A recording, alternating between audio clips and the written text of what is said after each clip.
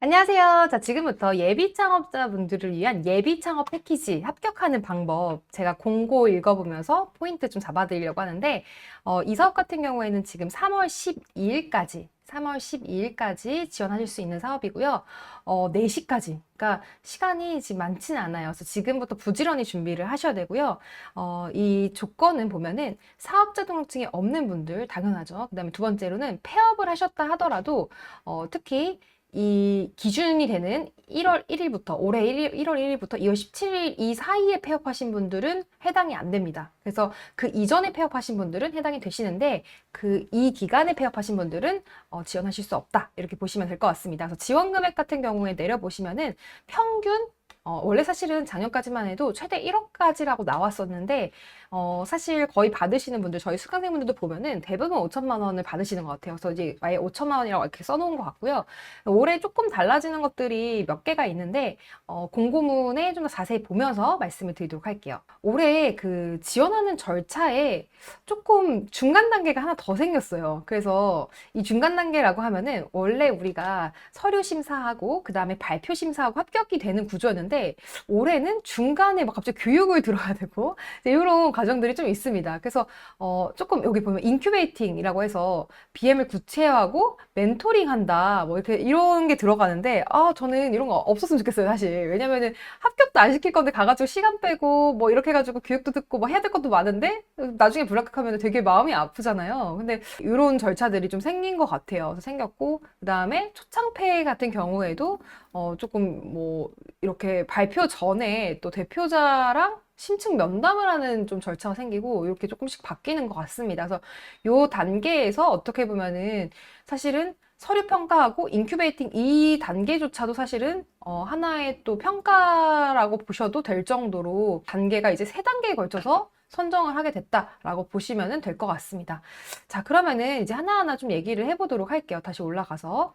사업화 자금 같은 경우에는 조금 재미있는 부분은 최소 기능 제품이라는 말은 그쵸? MVP라고 우리가 얘기를 하는데 정말 말 그대로 테스트를 해보는 겁니다. 테스트를 해서 내가 최소 기능 제품을 한번 제작할 수 있는데 2천만 원 정도, 2천만 원 정도 지원이 되고요. 그 다음에 협약 시점에서 이 사업을 좀 나눌 수가 있잖아요. 그렇죠? 사업을 여러 단계로 나눴을 때 일단은 정말 최소 기능 제품으로 테스트를 해봤을 때 반응이 좋다. 이렇게 나가도 되겠다라고 하면은 그 향후 추진 계획에 따라서 4천만 원까지 내외로 지원이 된다라고 보시면 돼요. 그래서 사실 이거를 최대치로 둘 다 받으시면은 6천만 원까지 지원을 받으실 수 있는 거고요. 이 사업은 이제 예비 창업자들이기 때문에 자기 부담금이 없습니다. 그래서 자기 부담금 없이 정말 말 그대로 순수 정부 지원금으로 사업을 하실 수 있는, 사업을 시작할 수 있는 그런 사업이라고 보시면 되겠고, 사업 자금을 어디다 쓸 수 있느냐 했을 때 되게 다양하게 쓰실 수 있어요. 정말 다양하게 쓰실 수 있는데 좀 재밌는 거, 다른 사업에는 없는 게 바로 이거거든요. 창업 활동비가 지원이 됩니다. 그래서 월 50만 원 한도로 창업 활동비를 쓰실 수 있고, 요거는 그렇게까지 막 어떻게 보면은 증빙이 굉장히 빡세거나 그러진 않기 때문에 조금 자유롭게 이 월 50만 원 한도에서 내가 지원 받으면서 창업활동 지원금, 정말 최소 생계를 위한 지원금을 받으면서 할 수 있다라는 점이 조금 재밌는 흥미로운 점이고요. 되게 사업화 자금으로 잘게 쪼개져 있는 경우가 많은데 사실 이렇게 지원금을 정말 받고 나면은 이렇게 잘게 사업비를 다 쪼개 놓으시면 나중에 되게 증빙하기가 골치 아파집니다. 예를 들면 2천만 원이라고 사업화 준비자금 지원으로 처음에 최소 기능 제품 MVP에 2천만 원 쓰실 수 있는데 이거를 요거 조금 저거 조금 막 이렇게 다 쪼려 이렇게 막 해놓으시는 경우가 있어요. 여비에 조금 해놓고 뭐 교육훈련비 조금 광고 선점비 조금 다 이렇게 막 해놓으시면은 나중에 굉장히 이게 증빙하는 것도 까다롭고 그래서 저는 그렇게 너무 잘게 쪼개시는 것보다 크게 좀 쓰실 수 있는 거에다가 이 자금을 배정하시는 게 좋다 생각해요. 예를 들면 우리가 여비를 쓸 수 있죠. 뭐 출장 당연히 가실 수 있는데 이 출장을 가기 위해서 또 써야 되는 서류들이 있습니다. 이 작은 돈을 쓰려고 각종 주변에 서류가 너무 많다 보니까 굳이 여비 같은 거에는 저는 이렇게 배정하는 걸 추천드리진 않아요. 나중에 선정되고 나서 조금 골치 아파지는. 그래서 뭐에 좀 더 추천드리냐면은 외주 용역비. 외주 용역 같은 경우에는 진짜 내가 만들어잖아요. 그죠? 그래서 만들어야 되기 때문에 외주 용역비에 좀 많이 쓰실 수 있겠죠.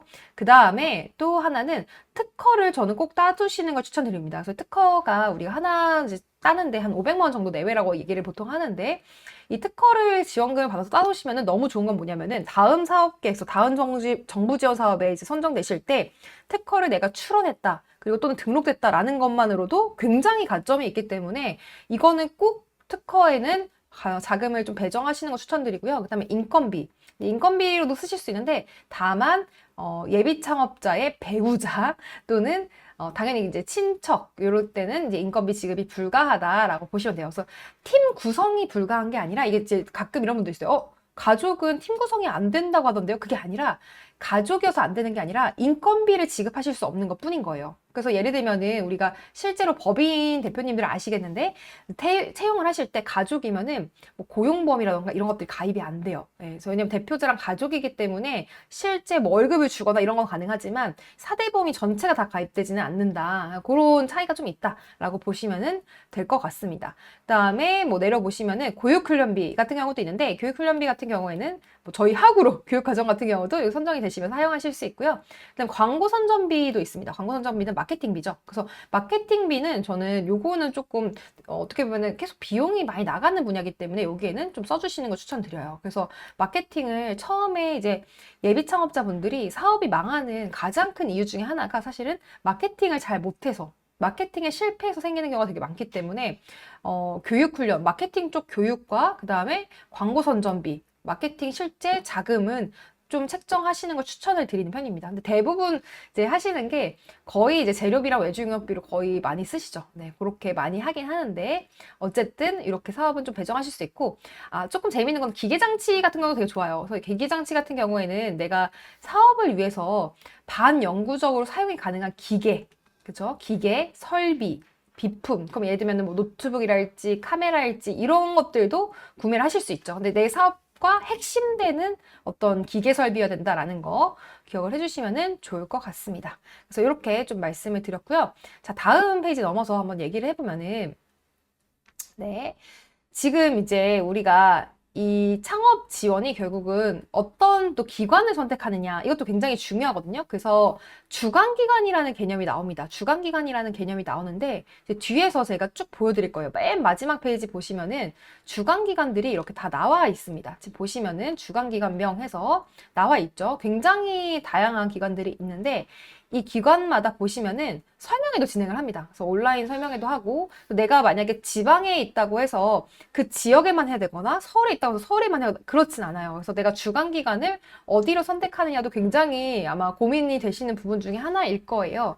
근데 아무래도 서울은 항상 창업자들이 많기 때문에 조금 너무 몰린다 싶으면은 좀 지방으로 내가 지원을 하실 수도 있을 것 같고요. 근데 다만 뭐 교육을 가야 되거나 실제로 참여를 해야 되는 것들이 있을 수 있기 때문에 내가 조금 더 연고가 있는 곳이라면은 당연히 거기로 하시는 게 제일 좋죠. 네, 내가 좀 익숙한 곳, 알고 있는 곳, 집에서 좀 가까운 곳 위주로 일단은 저는 추천을 드리는 편이고 실제 이 공간 지원도 받거든요.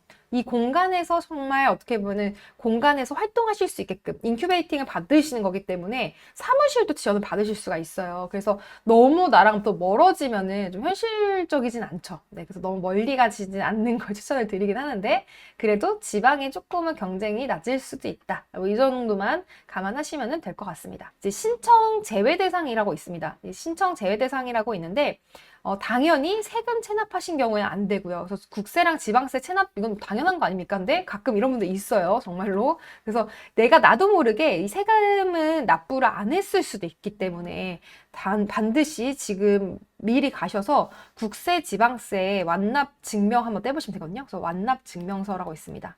그래서 국세, 지방세 완납 증명서 떼보시면은 뭐 아무것도 없다 그러면은 체납량이 없다라고 뜨는데 체납량이 있으면 있다고 뜨기 때문에 그거 해결하시고 지원을 하셔야 됩니다. 아시겠죠?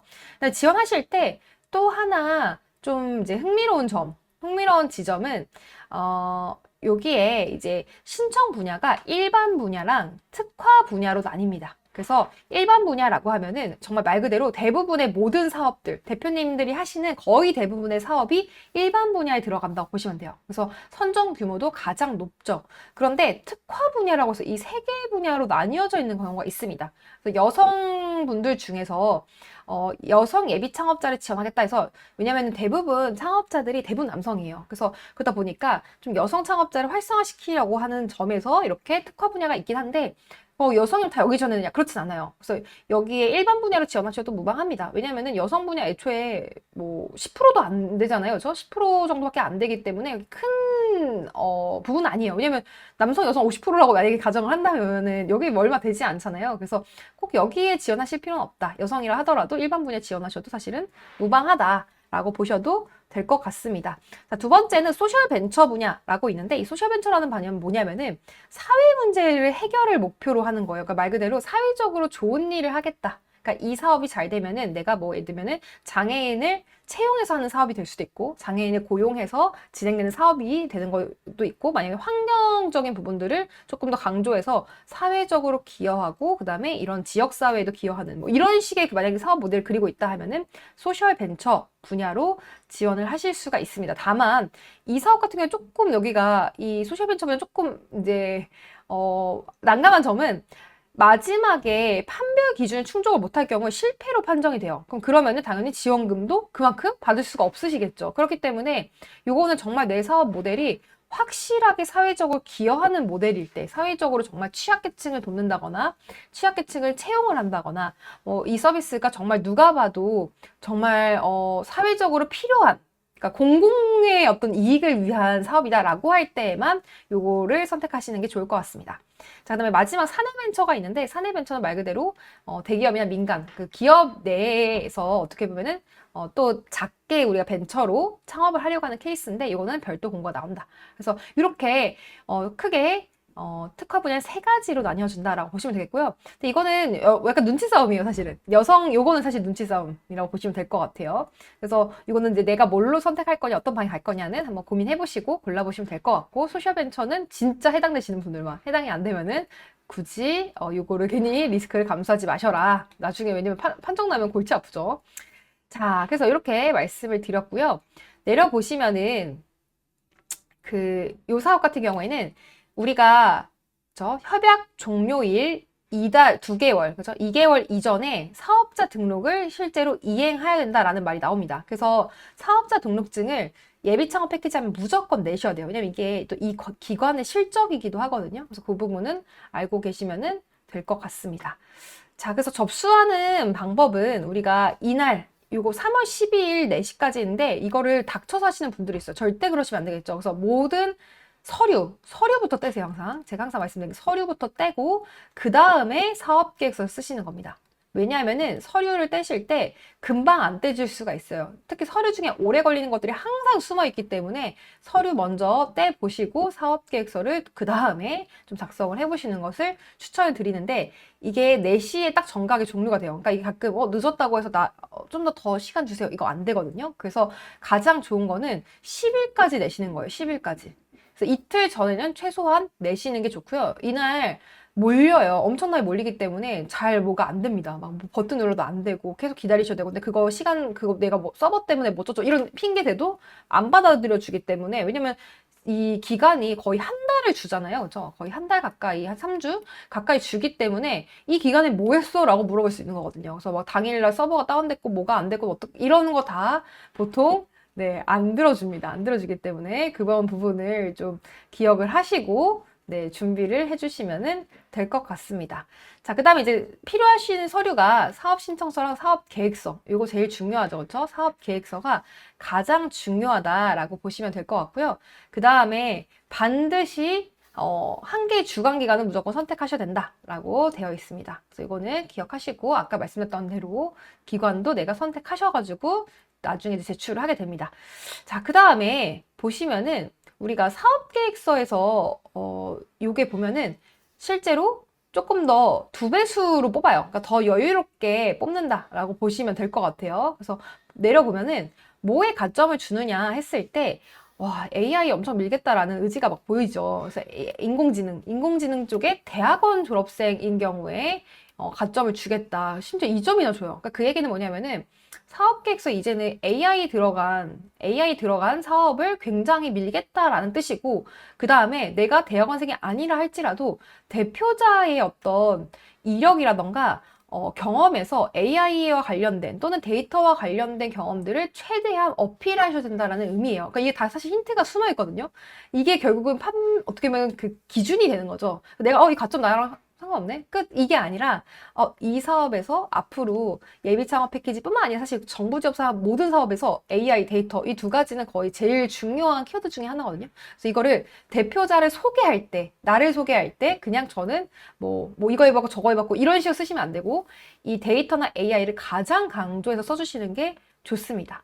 그 다음에 뭐 수상자, 그 다음에 기후테크도 되게 사실 흥미로운 부분 중에 하나예요. 그래서 기후테크 분야에서 창업 예정인 자를 조금 더 플러스 점 1점을 주겠다라는 부분이 있는데, 뭐 이거는 내가 해당이 되면 쓰시는데 무조건 뭐 다 넣을 수는 없죠. 그죠? 무조건 왜냐면 내가 전혀 다른 사업일 수도 있으니까. 어쨌든 이런 관점이 있다라는 것만 보시면은 될 것 같습니다.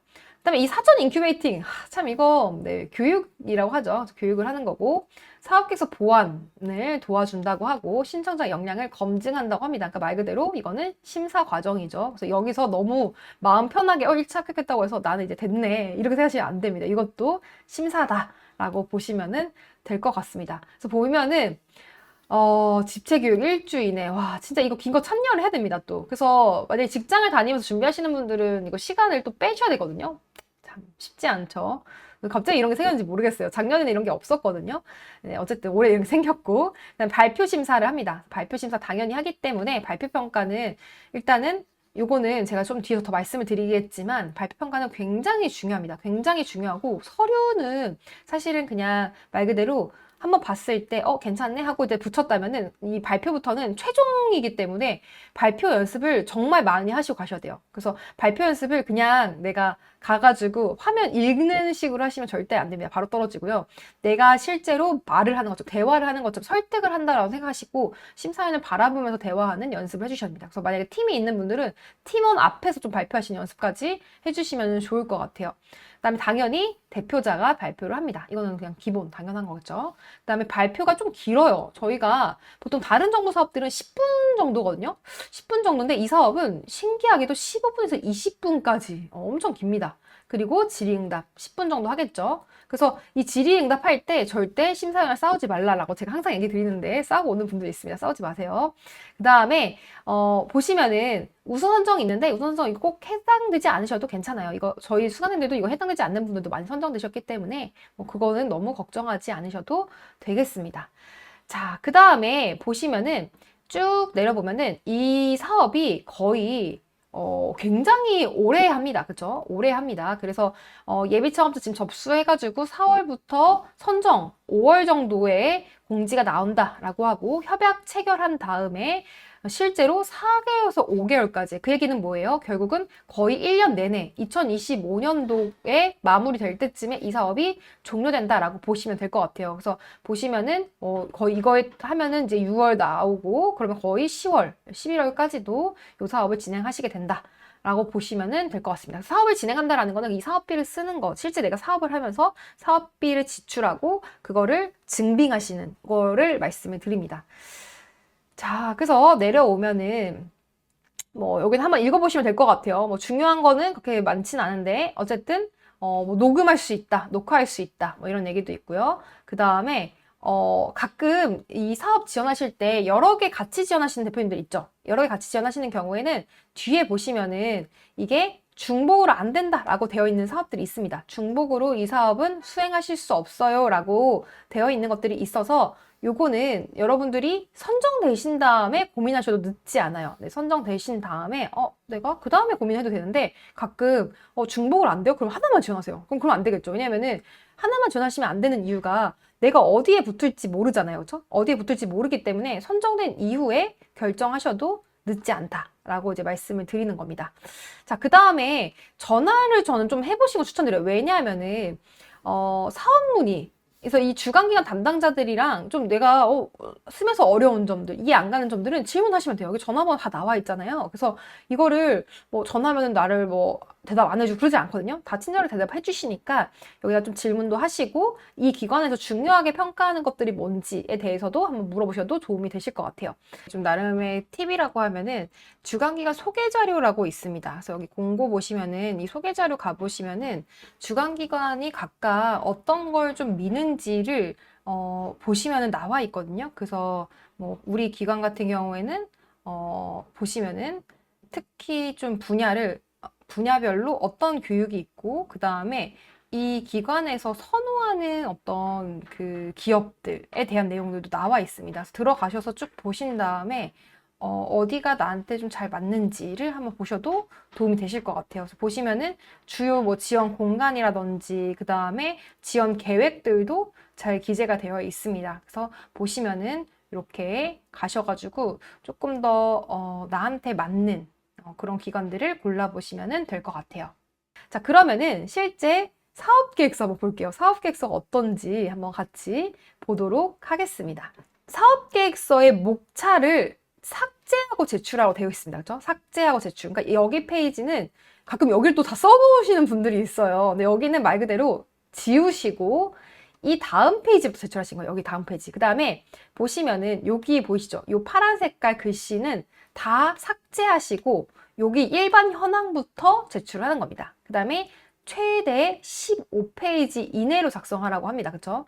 그래서 여기서부터 15페이지, 그죠? 15페이지로 작성을 한다. 그러면은 분량 당연히 지키셔야겠죠. 가끔 분량 내 멋대로 막 길게 쓰시는 분들이 있는데 그러면 안 됩니다. 분량 맞춰주시면 좋을 것 같고요. 그 다음에 요거는 검정 글씨로 작성하여 제출하라고 되어 있어요. 가끔 이게 파란색 글씨로 되어 있다 보니까 양식 다운받으시면은 파란 색깔 글씨 그대로 내시는 분들인데 그러면 안 됩니다. 그 다음에 또 주의점 하나는 대표자, 직원, 성별, 생년월일, 대학교명, 그 다음에 직장명 등의 개인정보를 반드시 제외하거나 마스킹으로 해서 제출하라고 되어 있어요. 그러니까 그 얘기는 무슨 얘기냐면은 블라인드라고 보시면 되겠고 만에 하나 뭐 심사위원과 알고 있거나 뭐 이런 친분이 있거나 이런 경우에 좀 이제 합격에 유리하거나 뭐 이런 부분들이 있을 수 있기 때문에 그런 어떤 개인에 대한 정보를 모두 제외하라고 되어 있습니다. 그래서 이런 식으로 직업 그 다음에 보시면은 담당 업무 어디 땡땡학 박사 이렇게 되어 있는데 요거는 쓰셔도 돼요. 예를 들면은 경영학 전공 뭐 이런 거 쓰셔도 되는데 어떤 학교인지는 쓰시면 안 된다 라고 보시면 되겠습니다. 자, 그래서 당연히 팀 구성은 한 명 안 되겠죠. 예비 창업자를 하더라도 같이 좀 팀 구성을 하시는 것을 저는 많이 추천을 드리는 편이고요.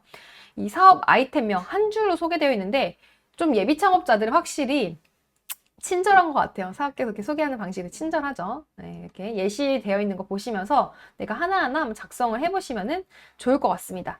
자, 그래서 여기는 개요 부분은 항상 한 페이지로 정리하시는 거예요. 한 페이지로 정리한 다음에 그 다음 페이지에서 길게 이제 내용이 이제 진행이 되는데 제일 좋은 점은 뭐냐면요. 이 개요를 맨 마지막에 쓰시는 거예요. 첫 번째 쓰시는 게 아니라 맨 마지막에 다 쓰시고 나서 14페이지까지 쓰신 다음에 13페이지죠. 13페이지까지 쓰신 다음에 마지막에 이 개요를 작성하러 옵니다. 그래야만 훨씬 더 알찬 개요를 만드실 수 있어요. 이것부터 쓰고 가시는 분들은 내용이 너무나 이제 빈약하고 좀 논리적으로 탄탄하지 않은 경우가 되게 많거든요. 그래서 요거는 꼭 다 쓰신 다음에 돌아와서 작성을 하셔라 라는 거 좀 말씀드리고 싶고요. 우리 이 창업 아이템, 그러니까 예비 창업자들의 사업계획에서 가장 중요한 요소는 뭐냐면은 사실은 실현 가능성. 사실은 이게 실현 가능성이라는 게 왜 중요하냐면은 예비 창업자는 정말 말 그대로 어떻게 보면 소설같이 써온단 말이죠. 한 번도 사업을 안 해본 사람이 막 이것도 하고 저것도 하고 막 이렇게 써놓긴 했어요. 근데 이게 똑같은 아이템을 가지고 오더라도 이분이 얼마나 구체적인가, 그 계획성이 얼마나 말이 되고 구체적이고 정말 이렇게까지 이 사람이 해봤다라는 거를 알 수 있는 포인트가 되기 때문에 제가 좀 요거는 말씀을 드리고 싶어요. 내가 사업 계획 짜실 때 실현 가능성을 더 구체화 시키신다라고 하면은 실제로 내가 MVP까지는 아니더라도 정말 내가 최소 기능 제품을 만들어서 실제 시장에 테스트해봤다 이렇게까지는 갈 수 없죠 당연히. 근데 여기에 적어도 진짜 기본적인 요소들은 포함하실 수 있거든요. 예를 들면은 내가 시장에서의 반응을 설문을 통해서 보실 수도 있고 아니면 실제로 판매까지 해봤다까지 어필하실 수도 있어요. 저희 실제 수강생 대표님들 같은 경우에는 예비 창업자라 하더라도 정말 시장에서 이런 반응을 봤다라는 증거를 반드시 만들어서 사업계획에서 넣습니다. 그걸 없이 그냥 뇌피셜로 하나 이런 거 만들 거예요 이렇게만 쓰시면은 당연히 경쟁력이 없겠죠. 왜냐하면은 그만큼 준비되어 있다라고 보여지지 않기 때문에 얼마나 예비 창업자라 하더라도 당장 내가 이 사업을 할 준비가 되어 있는가를 어필하시는 게 굉장히 중요하다. 라고 볼 수 있습니다. 그래서 이거는 이제 마지막에 아까 제가 말씀드렸던 것처럼 너무 다양하게 구성하시는 것보다는 조금 더 심플하게 계획을 하시는데 이 사업이 좀 재밌는 게 1단계, 그 다음에 2단계 나누어서 쓰게 되어 있죠. 그래서 1단계에서는 정말 말 그대로 최소 테스트를 할 때 2천만 원 쓴다고 하면 어디에 쓸 건지를 물어보는 겁니다. 그렇죠? 그럼 여기에는 마케팅비라기보다는 주로 제품 개발과 관련된 것들이 많이 들어가겠죠. 그래서 재료비나 외주 용역비 정도 많이 들어갈 것 같고요. 2단계에 가게 되면은 그때부터는 이걸 가지고 마케팅을 한다거나 그 다음에 조금 더 공격적으로 고객을 뭔가 데려오기 위한 활동들을 하는 거기 때문에 그 부분에 있어서는 좀 마케팅비 위주로 좀 저는 작성하시는 거 추천을 드려요. 그래서 확실하게 나눠지게끔 1단계에서는 이 사람 이걸 목표로 할 거고 그러니까 제품 개발을 목표로 할 거고 2단계에서는 이거를 실제로 시장에 내놓고 매출을 내는 거에 집중하겠다라는 게 보여지게끔 좀 작성을 해주시면 좋을 것 같습니다. 자, 그 다음에 성장 전략 같은 경우에는 향후에 내가 어떻게 성장할 건지, 향후에 이 사업을 가지고 수익화, 어떻게 돈을 벌 건지, 매출 어떻게 할 건지, 그 다음에 자금 확보 어떻게 할 건지, 투자 다음에 더 어떻게 받을 건지에 대한 로드맵을 작성하시는 부분이에요. 그래서 이 부분도 예시로 되어 있는 이 부분을 참고하셔서 작성을 해주시면 될 것 같고요. 팀 구성. 매우 중요합니다. 예비 창업자일수록 팀 구성이 중요해요. 왜냐하면은 사업의 아이템도 말이 되어야 되지만 이 사업을 할 만한 사람들이 누구냐 했을 때 이 사람들이 전혀 이 산업에 대해서도 지식이 없고 이 기술에 대해서도 아무것도 모르는 사람들이 뭉쳐져 있다라고 하면 그것도 문제가 되겠죠. 그래서 항상 팀 구성하실 때 이 사업을 그러니까 우리가 제출한 이 아이템에 맞는 적합한 인재로 구성되어 있다라는 거를 강조하셔야 돼요. 예를 들면은 내가 그냥 다 같이 영업한 사람이다. 영업한 사람 5명 구성. 이건 안 되겠죠. 왜냐면은 이 사업이 잘 되려면은 영업뿐만이 아니라 기획도 필요할 거고 그 다음에 뭐 개발도 필요할 수 있고 디자인도 필요할 수 있는데 하나에만 너무 몰빵하신 구성을 하는 경우들이 있습니다. 그거는 좀 주의를 해주시면은 좋을 것 같아요. 자, 그래서 이렇게 어떻게 보면 좀 심플하게 살펴봤는데 이 사업은 예비 창업자분들이라면은 꼭 한번 지원해 보셔야 되는 사업입니다. 왜냐하면 사업자 등록하고 이제 내고 나서는 지원하실 수가 없기 때문에 그래서 내가 만약 사업자 등록증 내기 전에 좀 한번 이거는 지원해 보고 싶다 하시는 분들은 이 사업계획서 제가 공고 올려드릴 테니까 공고 가셔가지고 양식 다운받아서 한번 준비해 보시면 좋을 것 같고요. 만약에 작성하시면 좀 어려움이 있다 하시는 분들은 저희 사업계획서 잘 쓰는 과정이 또 있기 때문에 그 과정까지 한번 살펴보시면 도움이 될 것 같습니다. 자, 오늘 영상 여기까지고요. 구독, 좋아요, 알림 설정까지 꼭 해주시면 좋을 것 같아요. 다음 영상에 뵐게요. 감사합니다.